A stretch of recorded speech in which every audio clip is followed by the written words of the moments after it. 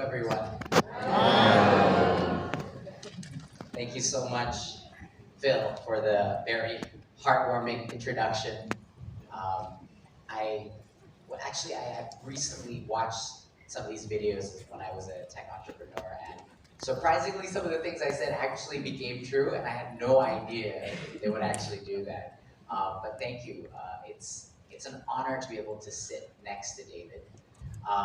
We met at Harvard a while back. I was so inspired by what he has built. It's a lot bigger than a class. It's actually more like a movement.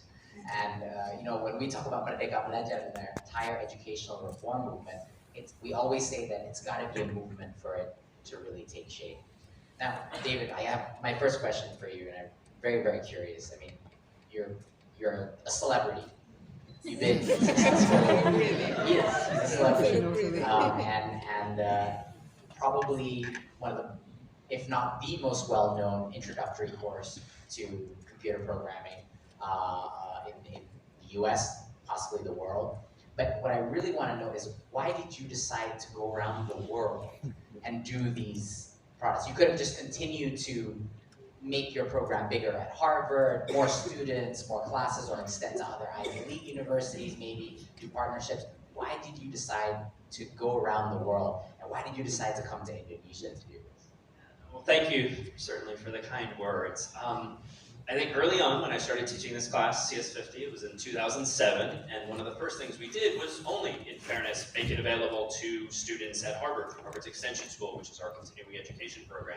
But that same year, the iPod was becoming popular, and people were walking around listening to music, and also it turned out to be podcasts. And we started making the course freely available, really just for our own students at the time, because instead of being tethered to their laptops or desktops, we figured when they commute to work, when they are on the train, they could still engage with their educational pursuits in addition to wherever they were headed that same day. But it turned out in those early years that like other people started listening, and it sort of dawned on us that we were living certainly in this bubble there and had access to resources that so many people around the world wouldn't have, and even within the United States. And it felt early on just certainly the right thing for us to do, to just flip that switch and make what was ordinarily and by default private, but make it public instead. And it became for us very organically, very mission driven. And the fact that I now have these amazing colleagues with whom I've traveled here and elsewhere in the world, really to focus not just on putting materials out there in recent years and making courses freely available for students, but to really start focusing now on teaching teachers and decrease the frictions, as you yourself said, for teachers so that they needn't reinvent the wheel and create their own curricula and come up with their own assignments and prepare for their own classes, because the most precious resource at the end of the day is the human factor and the time they can spend with their own students. And so it's thanks to one of my colleagues, Bernie, who actually used to work here at JIS, who connected us to some of the amazing people at JIS in Indonesia more generally. And for us, as we emerged from COVID in particular, it was this amazing opportunity now to connect with students that we'd heard from online via Instagram. My stories have been blowing up with all of the students and teachers who've been posting online, and to sort of connect with those folks in person just makes it all the more meaningful, and hopefully then amplifies the effects of educational opportunities for so many more students beyond places that we ourselves go. That's amazing, David. When me and David first talked about this program, my first instinct, I remember we had a bit of a little debate about, can we expand this to all the university students in Indonesia? How do we scale up? How do we get to thousands of Indonesian students being able to take this? And David convinced me that, okay, if we wanted to scale this, the first step and the best step is actually to extend it to teachers. And that really dawned on me at that point that, okay, this guy's onto something. Then we decided, but my first question was, are our teachers ready? Remember, we had that conversation? That's right. Right, of course, you know me, I'm always too honest for my own good. So I was worried. Are teachers going to be confused by a lot of the material? Is the English requirement going to be so high, etc.? But you didn't. You guys did it. Can everyone just give a round of applause? I've heard so many stories about you, but I'd like to hear from David. What has been this experience been teaching these teachers? It's been wonderful, and I know, as Guy himself said, one of our teaching fellows,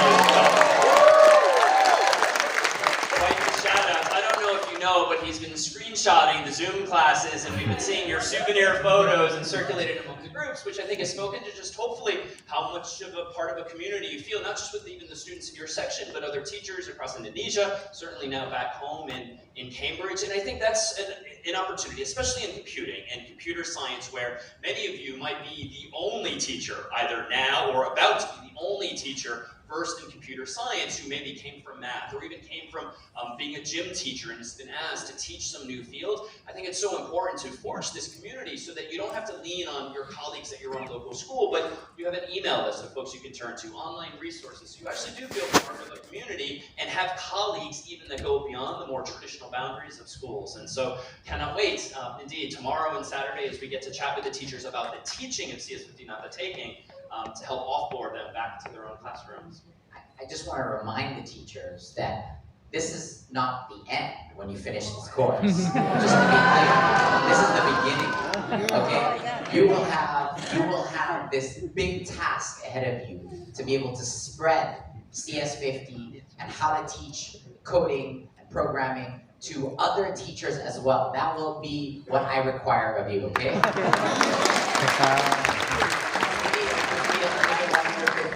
And hopefully, and as I was problem solving with David about how to scale, we discussed it. Hopefully they will then go on to become the teaching assistants for the next batch and the next batch and the next batch. So some of you will be able to carry on the torch to other people, and I think that's a wonderful feature of your program.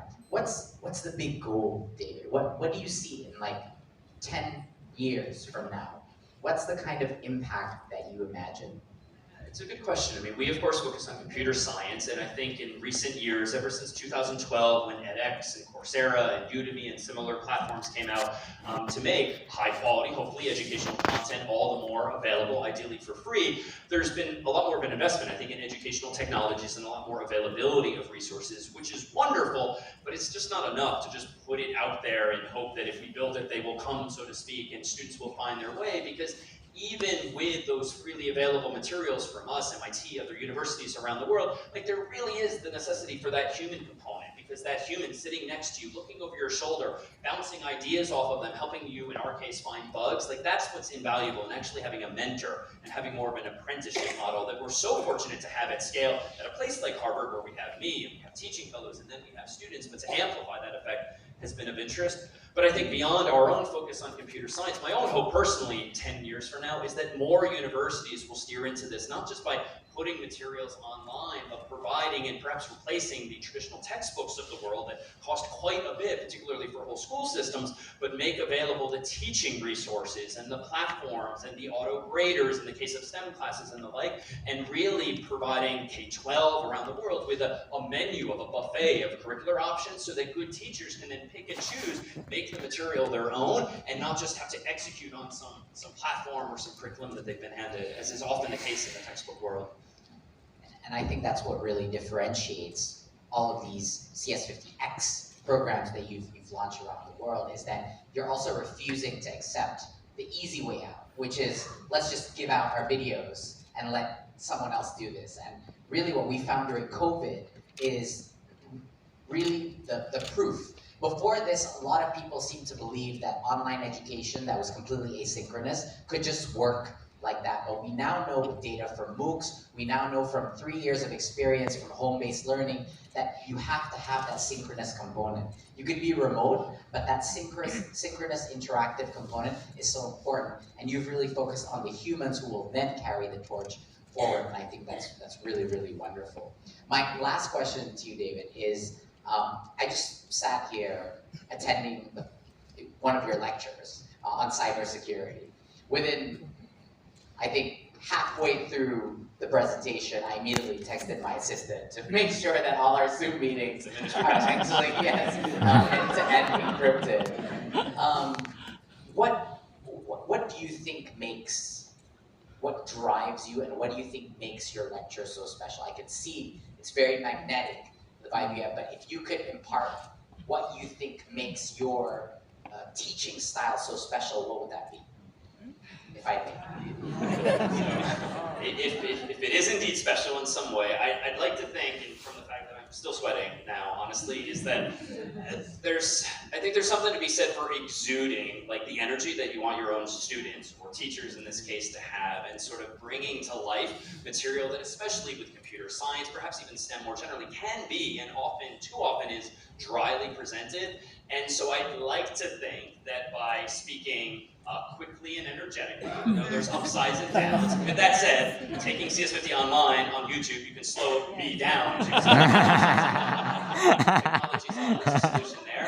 And this is what we try to teach our teaching fellows, our teaching assistants back home, is to try to energize the class, because I think, having gone to school for 20 some odd years myself, I was just in so many classes that I didn't want to be in, and that were presented in ways that they just didn't have to be so dry or so uninspiring. And like education can be fun. And I think over time, especially in the US, I think we've just adopted this structure, and we go through these motions, and we've rather commoditized things, the schedule and the structure of classes, when it therefore allows us this opportunity to just be a little different by doing things a little bit differently from other classes. And that delta, I think, is an opportunity to draw students in and allow them to decide for themselves on the merits of the material, like, is this something I want to do, or do I want to steer elsewhere, as opposed to doing that because of how some topic was presented. I totally felt your energy. I went from feeling really stupid because I couldn't multiply 26 times 26 times 26 off the top of my head, and then I realized a lot of people couldn't do, and then I went from being scared, engaged, but then like these are so pragmatic. You kind of brought everything down to the basic level, which maintains, I think, our curiosity without making us feel stupid. And that's really, really, because this is a complex topic that you could very easily make your audience feel stupid, and you never once did that. And I thought that's really amazing. And thank you for that quality of viewers that I'm sure now will be passed through by those teachers. I think I wanted to note one point, is that this program came in such a fortuitous time, because right now we are in the process of rolling out the Curriculum Merdeka. The Curriculum Merdeka, the translation is Emancipated Curriculum, and what it allows is that it carves out big chunks of time that the teachers are now empowered to fill in classrooms. So 20% of that time that used to be just filled up with all subjects is now available for project-based learnings, of which teachers and the principal can decide to pick from a variety of themes, one of which is digital, there's climate change, there's intercultural and religious harmony. There's a variety of themes, and CS50 could very well be part of this project-based learning should these teachers decide to do them in their schools. So Curriculum Merdeka really puts the power back to the teachers. Not only does it do that, it allows the teachers also the power to move forwards and backwards much more flexibly throughout the year. So for an elementary school teacher, for example, David, for the first time in Indonesian history, if an elementary school teacher wanted to focus just on isosceles triangle for an entire week, that's now allowed under the Curriculum Merdeka. So batch kind of chunking, instead of just racing ahead to the next subject, whereas half the class is already far left behind and will never catch up. So these are the tweaks that we've done in this new curriculum that has enabled teachers' creativity to be maximized, flexibility, and for them to customize the learning to what their children really need. So you couldn't have come at a better timing. Now, David, I'm sure the audience here have a bunch of questions, so I wanted to give enough time for Q&A. And you're free to ask questions to David and myself about anything you'd like. In Indonesian or English, I can translate to David, happily, I'm a translator. So feel free to start the Q&A session. Iya, sih.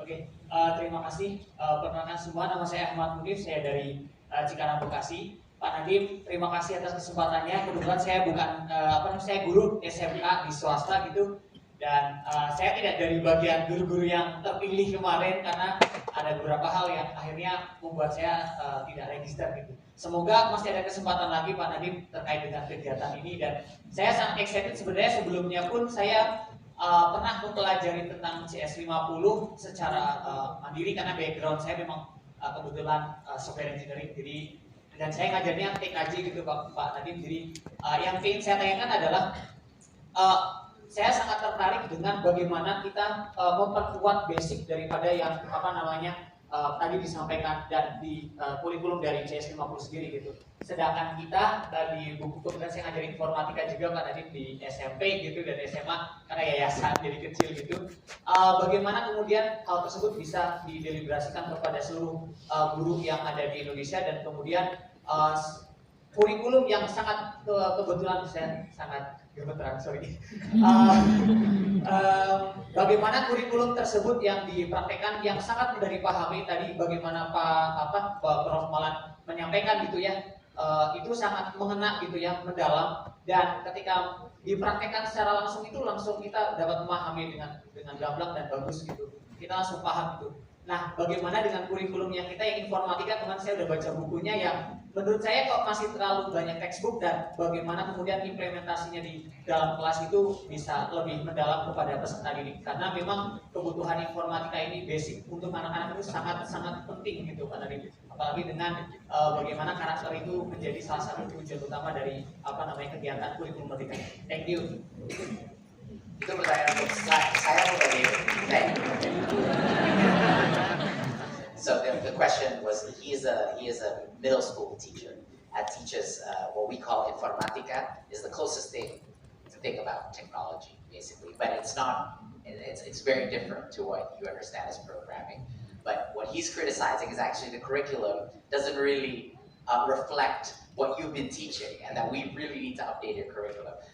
And I think that's exactly the right point. That's why we're bringing David here, to actually come and help teachers and help us reformulate and reimagine what should informatica be, right? Because honestly, right now, for a lot of kids all over Indonesia, it's about using Microsoft Word and PowerPoint. That's probably what it is, right? Yeah. All right.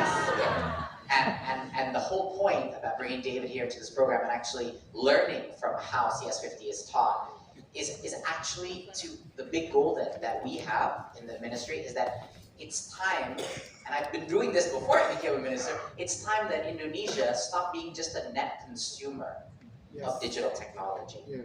We want to also be a producer of this technology. We need to have, so whenever people talk about digital literacy, I love it. Everyone talks about digital literacy, and they always refer to some concept of kids understanding hoaxes on social media posts, okay? But true digital literacy is the ability to manipulate the digital tools itself, to create those products, manipulate those products to suit the needs of the community, of the society in Indonesia. So my mission, and I think that's what David's mission is as well, is to make sure that all these countries are able to become producers and creators of technology, not just consumers. We're already one of the world's biggest consumers of technology, right? It's creating a lot of opportunity, it's creating a lot of problems.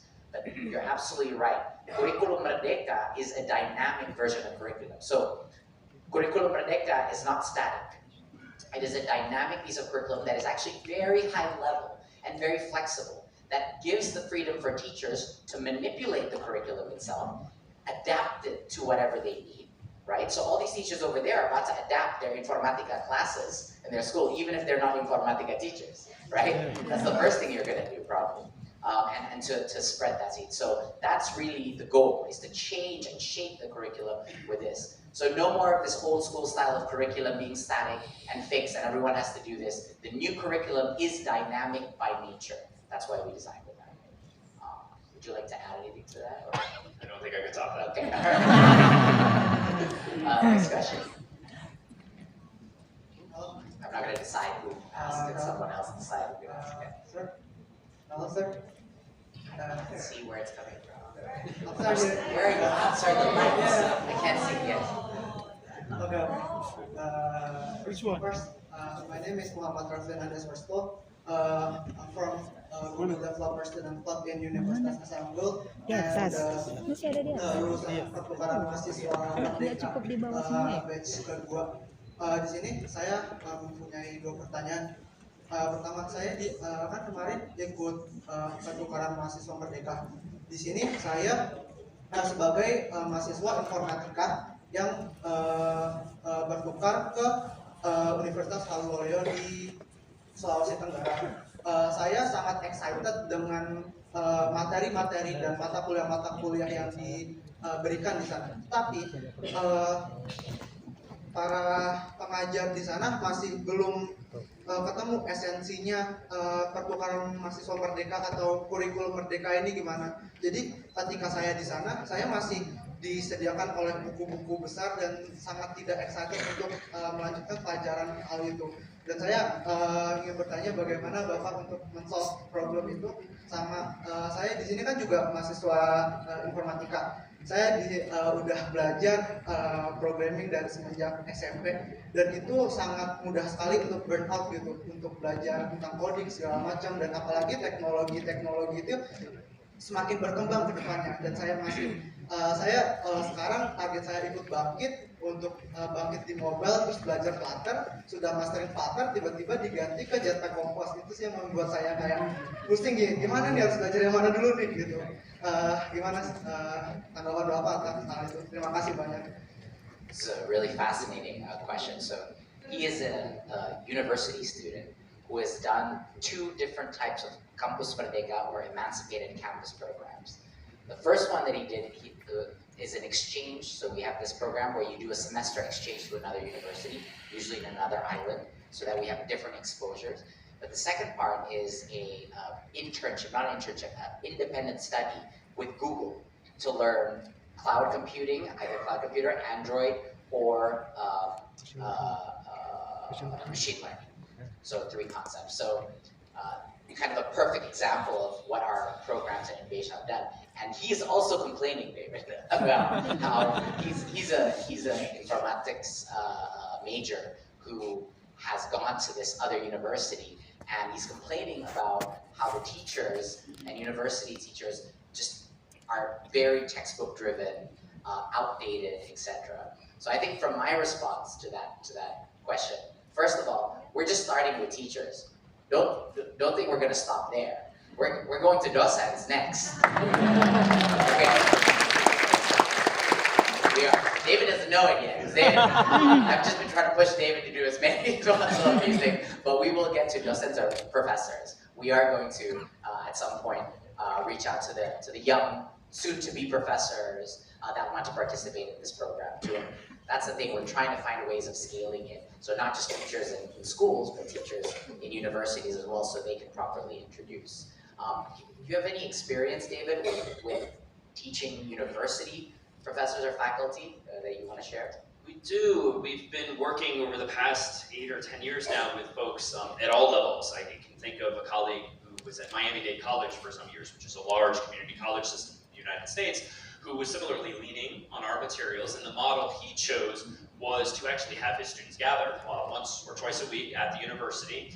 He would, in his case, actually hit play on my own lecture videos because he felt, bless his heart, that he felt that I was doing a good job and therefore didn't want to necessarily reinvent that wheel, but the fact that he was there in person, particularly for a non-traditional group of students who were typically working part-time or even working full-time and being students part-time, it provided them with this structure. And so what he did in his first years was take on the role of a teaching assistant, if you will, sort of getting his feet wet with the material, getting more comfortable with the material, at which point he was very quickly more than capable of taking on everything himself. But he actually found that leaning on some of our resources so as to not have to reinvent those wheels freed him to spend all the more time one-on-one or in small groups with his students. And so that's just one example. And I think that the model, both at the university level and in K-12, of inviting teachers to participate is absolutely the right approach, and having teachers opt in and therefore having them self-select into the types of teachers that want to just be good teachers for their students. And they don't necessarily want to teach CS50 per se, but they want to adapt it for their own classes. And indeed, that's exactly how we've framed our own open courseware, is that teachers are welcome and encouraged not just to adopt it, as they might off the shelf, so to speak, in their first year or two,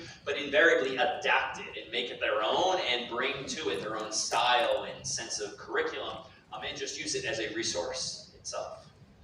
And that's really where we hope to be headed next, right? First with teachers, and then the next is with university students, and have professors come and actually help co-facilitate, co-teach. So that's really where we're headed. It might not go all the way to Sulawesi that quickly, but we hope it will. in the next few years. So, I'm delegating. I'm not going to pick who's doing it. I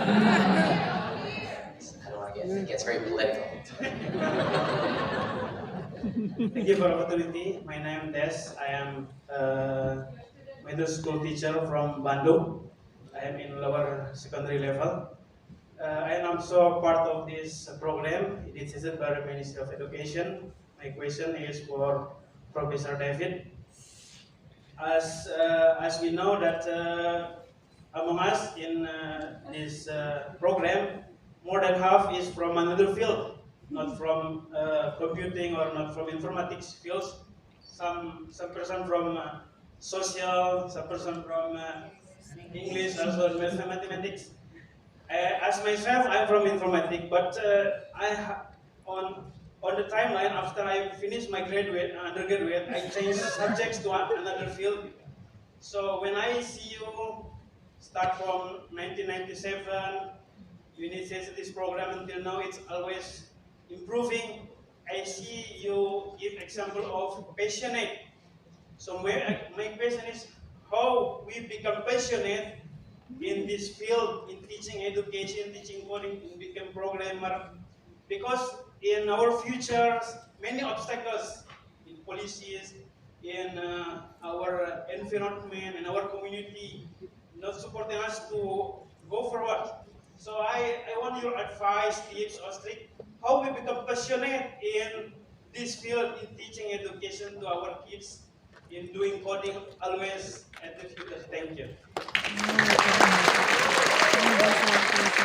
Thank you for the question, and I can assure too that even as many of you are finding your way to computer science or CS50 several years after having studied some field yourself, I mean, even I was somewhat of a latecomer. As I tell my own students, I was started off, like, funny enough, in government, and for the first 2 years of college I was focusing on that, and it was only because I took a class, it happened to be CS50 back in the day, that I realized that this was actually the field for me. And so funny enough now, just earlier today and yesterday, we spent some time with just as middle school students, and my gosh, like, those students have computing in their curriculum like a decade earlier than I did. And so if you think you might be a little behind, I mean, even I feel like, wow, I wish I had discovered this so much earlier. But I don't think it matters like when you discover a field, but that you have that spark of interest in it. And I mean, for me, the form it took, like, homework was fun. For 19 years, I dare say, like, homework was just not fun. I was a good student, I think, by most measures, but I was a good student because I thought I had to be.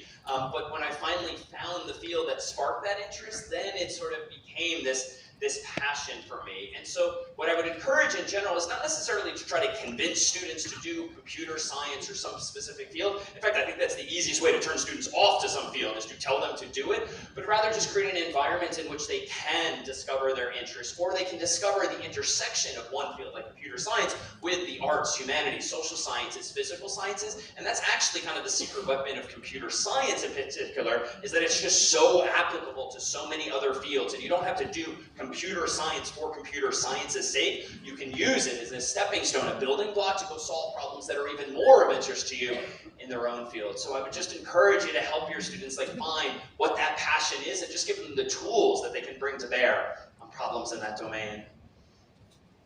And always remember, playing is learning. So however way you can integrate play into teaching programs, right, is going to be effective with, and this is not just programming, it's with any type of field. So remember that at the end of the day, if it's not fun, they're not going to fall in love with it. Okay? So same with reading, same with math, it's got to be fun. Yeah. Hello. Hi, Professor Nadhim, Professor Malan, and Mr. Nadhim. Hey, I'm a JIS parent and owner of a software company here. Indonesia's got the best programmers, we just don't have enough of them.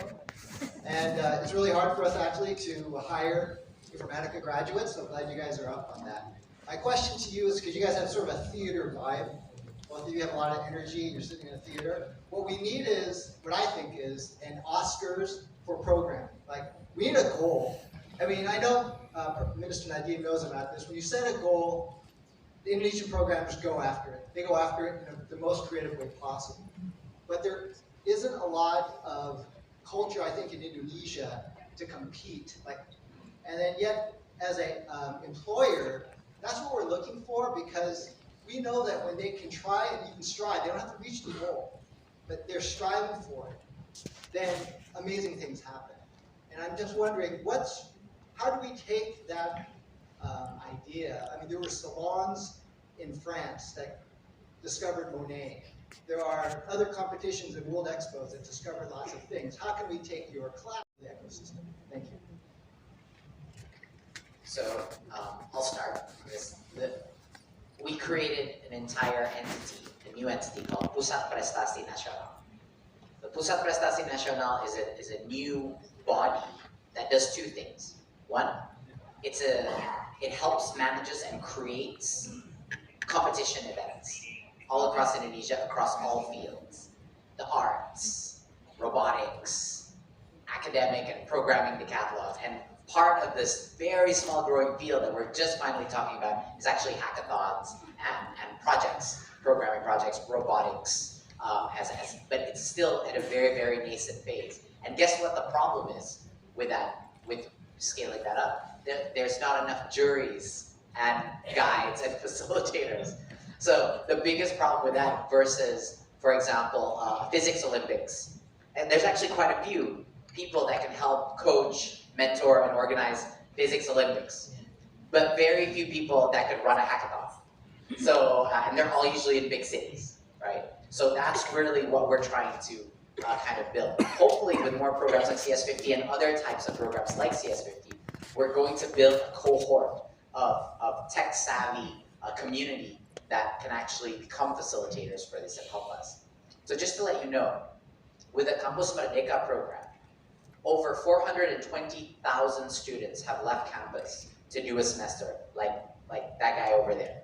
420,000 have left campus to go teach in a school in the outer regions of Indonesia. Go join the Google Bangkit program for coding. Go join a tech unicorn in Indonesia for a semester to learn about online marketing. To go do some poverty alleviation. So all these people, and a lot of the independent study project people, which is about 60,000 out of that 420,000, are actually in the technology space. From 60 to 100,000 are linked to a technology experience. It's a huge number.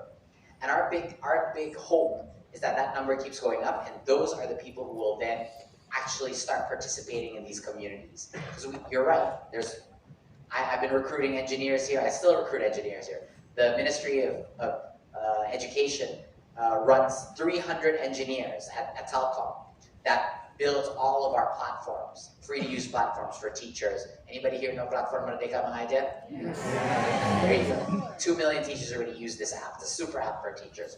So we're even in desperate need of engineers as well. So that's really how we're trying to slowly kick this flywheel in action so that the community gets bigger and bigger. Maybe you'd like to add something. What first came to mind is, in the US in particular, there are programming Olympiads and competitions that happen at the university level or independent level. There's a lot of websites nowadays, hackerrank.com and the like, where they sort of add a fun spin to competitive programming that helps the best of students sort of bubble up too in the rankings. And it's funny you mentioned hackathons too, because before COVID, our team from CS50 were actually in the habit of hosting CS50X hackathons in various cities that would really, not competitively, but collaboratively bring students together to connect and collaborate on projects of interest. And I think in the hackathon space, there's really an opportunity for industry and government alike. In the US, for instance, a lot of companies will host hackathons where maybe they introduce students in the first hour to their API, some feature of their software that might be freely available to anyone to use, but it helps to onboard folks by giving them a 1-hour crash course in the same, and then they compete to make the best app they can over the course of 12 hours or 24 hours with that same product with prizes at the end. And I think in the government space, there's often opportunities to release data sets, whether it's on municipal transportation data, weather data, water data, anything like that, that is just an opportunity for someone to explore and bring to life and help folks visualize. That too, I think, can be a catalyst for this kind of attention. I think we've run out of time, unfortunately. I know there's still so many other questions that we need to ask, but please join me in giving another round of applause.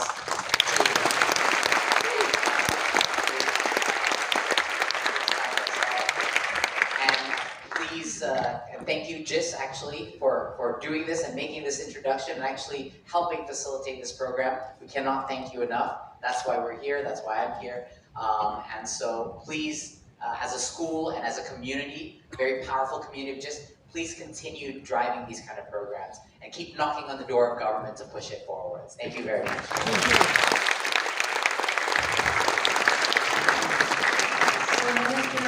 Thank you for joining us, for sharing your thoughts and wisdom. You also won the hearts and minds of every elementary education teacher in the world when you say that play is learning.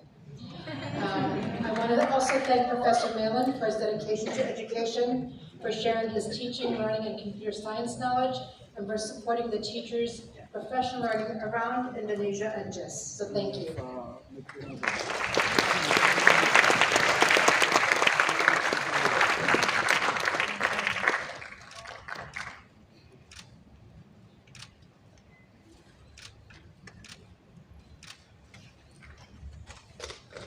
Thank you to the Harvard Teaching Fellows production team, supporting the program and spending time at JIS.